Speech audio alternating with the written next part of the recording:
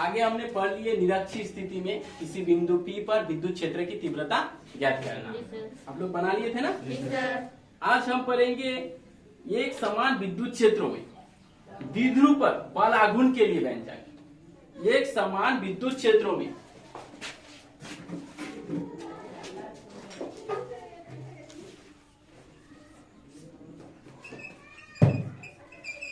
एक समान विद्युत क्षेत्रों में द्विध्रुव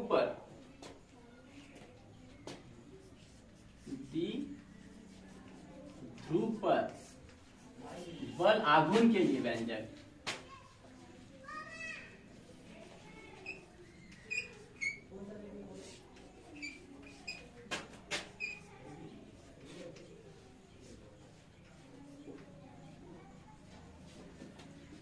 बल आघूर्ण के लिए व्यंजक। एक समान विद्युत क्षेत्र द्विध्रुव पर क्षेत्रों द्वारा द्विध्रुव पर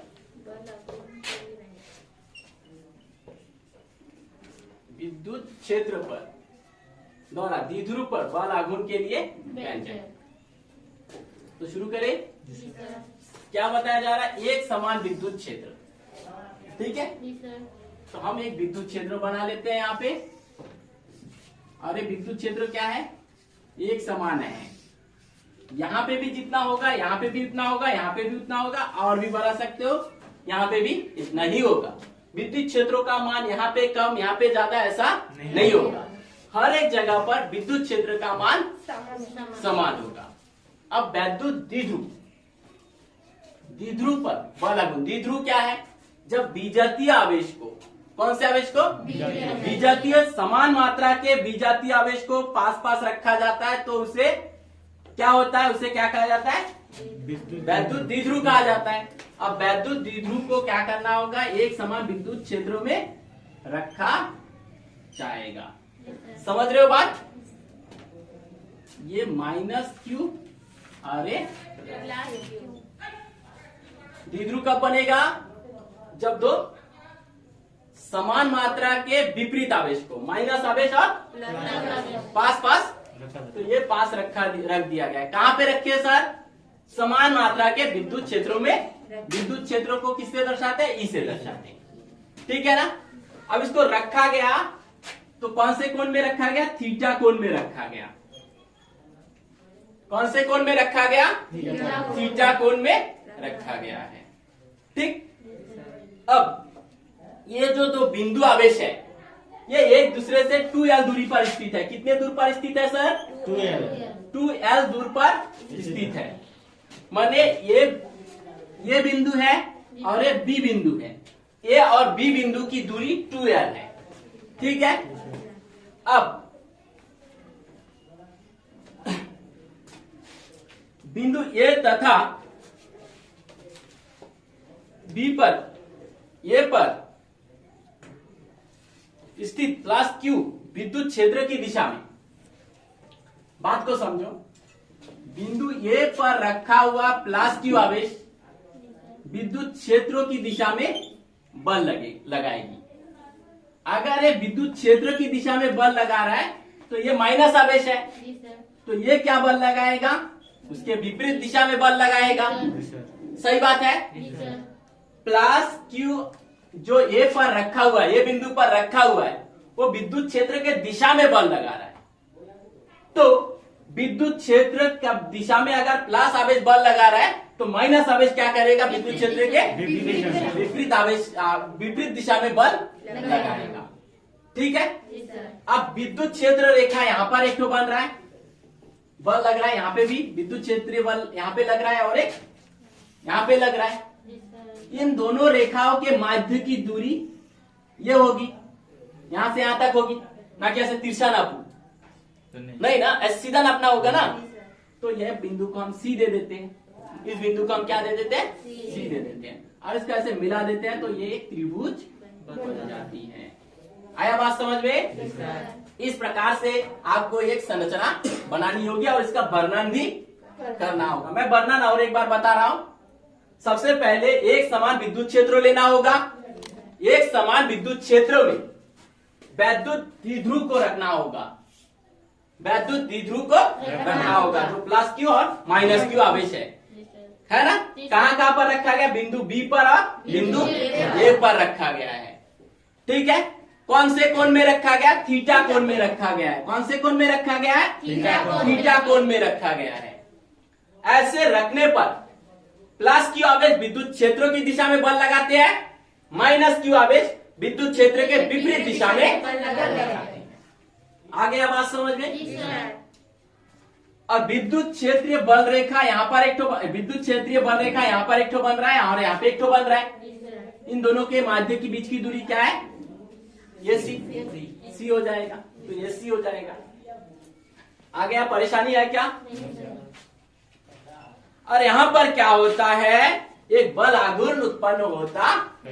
क्या उत्पन्न होता है? एक बल आघूर्ण उत्पन्न होता है। देखो बल आघूर्ण उत्पन्न होना, ये घूमने की कोशिश कर रहा है, तो बल आघूर्ण उत्पन्न हो रहा है। ठीक है, अब बल आघूर्ण का सूत्र। बल आघूर्ण उत्पन्न हो रहा है जी सर। कैसे बल आघूर्ण उत्पन्न हो रहा है? जब थीटा कोण में रखा जाता है तो प्लस क्यू में, क्यू क्या होता है? विद्युत क्षेत्र की दिशा में, और माइनस क्यू क्या होता है? विद्युत क्षेत्र के विपरीत दिशा में बल लगा है। तब यहाँ पे बल आघूर्ण उत्पन्न होता है। इसके माध्य क्या उत्पन्न होता है? बल आघूर्ण उत्पन्न होता है। इसीलिए आपको लगाना होगा बल आघूर्ण का सूत्र।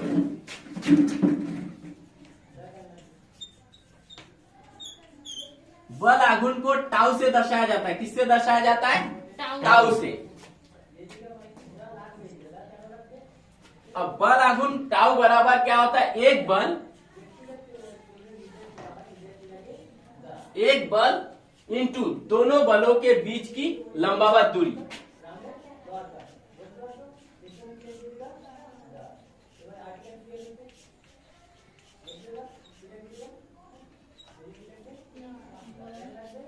लगने वाले बीच लंबावत दूरी, बीच दोनों बलों के बीच की लंबावत दूरी।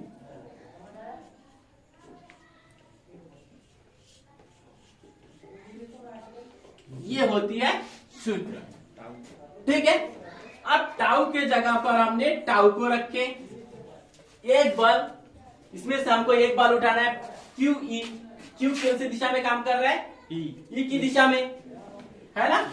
तो यहां पर हम लिख सकते हैं क्यू ई इंटू है क्या? हमने भी दे दिए दोनों बलों के बीच की लंबावत दूरी कितना है? एसी। एसी है क्या?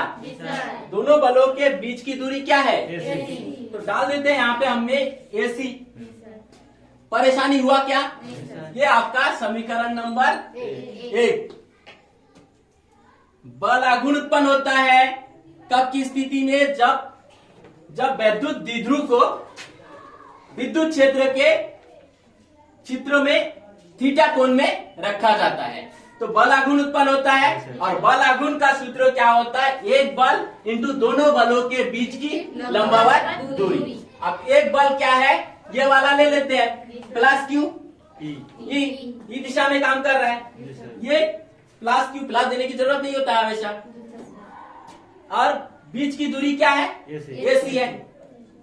दोनों बलों के बीच की लंबावत दूरी क्या है? यहाँ पे एक ठो बल लग रहा है, यहाँ पे एक ठो बल लग रहा है, इनके बीच की दूरी क्या है? एसी है। तो हमने एसी लगा दिए। ये आपका है समीकरण नंबर 1। अब आपको चाहिए एसी का मान, आपके पास जो है नहीं। एसी का मान चाहिए जो आपके पास उपलब्ध नहीं है, इसलिए आपको एसी का मान निकालना होगा। तो त्रिभुज जो दिख रहा है, कौन सा त्रिभुज है? उसमें लगाना होगा साइन थीटा। एसी क्या है? त्रिभुज क्या है? एसीबी। त्रिभुज एसीबी में साइन थीटा लगाना है। क्या लगाना है? साइन थीटा लगाना है। अब साइन थीटा बराबर क्या होता है? लंब बटा आधार। साइन थीटा बराबर क्या होता है? लंब बटा कर्ण।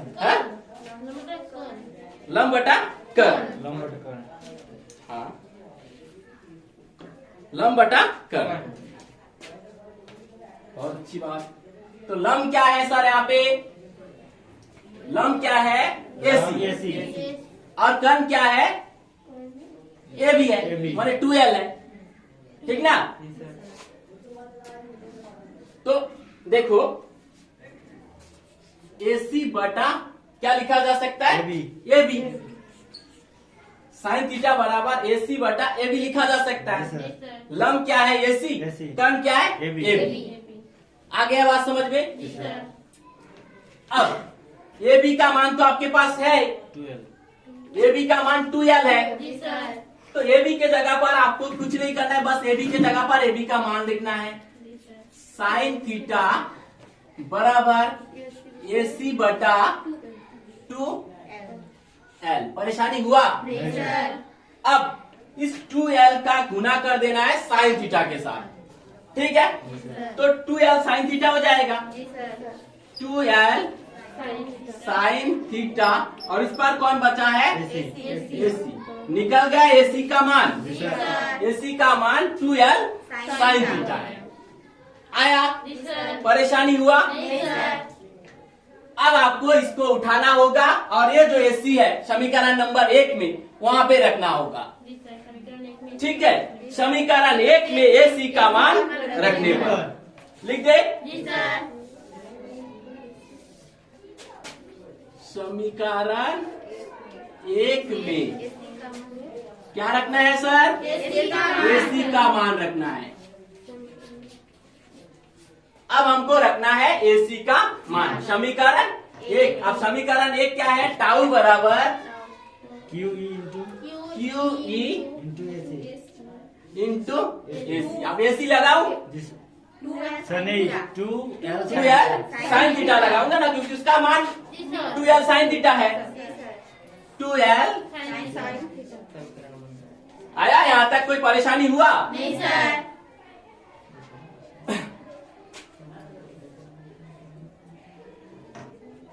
अब थोड़ा सा और, ये जो टाउ है, टाउ के जगह पर इसी लाइन को थोड़ा हेर फेर करेंगे। देखो दिख रहा है? टाउ बराबर QE को क्या करना है? Q के जगह पर Q को रखना है गुना 2L, और E को यहाँ पे ले गया, और L साइन थीटा को, सॉरी 2L यहाँ पे आ गया ना, तो यहाँ पर बच जाएगा साइन थीटा। परेशानी हुआ क्या? परेशानी हुआ? क्या हुआ? कुछ नहीं हुआ। देखो 2L को Q के साथ गुना कर दिए, E बचा है, E को साइन के साथ, ये तो सब गुना में ही है ना, तो इसको थोड़ा आगे पीछे कर दिए, ठीक है? अब Q इंटू 2L का मान कितना होता है? Q इंटू 2L का मान P होता है, मैं कल बताया था। अब टाउ के जगह पर टाउ लिखेंगे, Q इंटू 2L के जगह पर हम क्या लिखेंगे? P। यहाँ पे कौन है? E, और कौन है? Sine theta. आया बात समझ में? तो यही क्या है? एक समान विद्युत क्षेत्र द्वारा द्विध्रुव पर बल आघूर्ण के लिए व्यंजक। परेशानी हुआ? एक बार मैं रिपीट कर रहा हूं, बल आघूर्ण का सूत्र लगाना होगा। क्यों लगाना होगा? क्योंकि हम वैद्युत द्विध्रुव को एक समान विद्युत क्षेत्रों में थीटा कोण से रखे हैं, और जब थीटा कोण से रखते हैं तो उसमें बल आघूर्ण उत्पन्न होता है, और बल आघूर्ण उत्पन्न होने के कारण उसमें बल आघूर्ण का सूत्र लगाना होगा। बल आघूर्ण का सूत्र क्या है? टाउ बराबर एक बल इंटू दोनों बलों के बीच की लंबवत दूरी। अब एक बल क्या हो रहा है? QE, और बीच की दूरी क्या है? AC। लगा दिए AC, आ गया समीकरण नंबर 1। अब आपको चाहिए AC का मान, जो आपके पास नहीं है, इसलिए उस त्रिभुज में आपको लगाना क्या है? Sine theta. साइन थीटा बराबर लंब बटा कर्ण होता है। लंब क्या है? AC, और कर्ण क्या है? AB। तो रख दिए। अब AB का मान तो चित्र में दिख रहा है 2L है, तो AB के जगह पर हमने 2L लिख दिए। इस 2L का साइन थीटा के साथ गुना हुआ, तो 2L साइन थीटा AC आ गया, मतलब AC का मान निकल गया। इस AC का मान समीकरण नंबर 1 में रख दो। समीकरण नंबर 1 में जैसे रखोगे तो आपको मिलेगा टाउ बराबर QE into 2L sine theta. QE के जगह पर QE रहेगा, गुना के जगह पर गुना रहेगा, AC के जगह पर क्या लगा देना होगा, 2l साइन थीटा। आया बात समझ में। अब टाउ के जगह पर टाउ है 2l का, क्यू के साथ गुना हो गया, ई के जगह पर ई है, साइन थीटा के जगह पर साइन थीटा। अब q इंटू 2l का मान क्या होता है, p, और ई के जगह पर ई है, साइन थीटा की जगह पर साइन थीटा।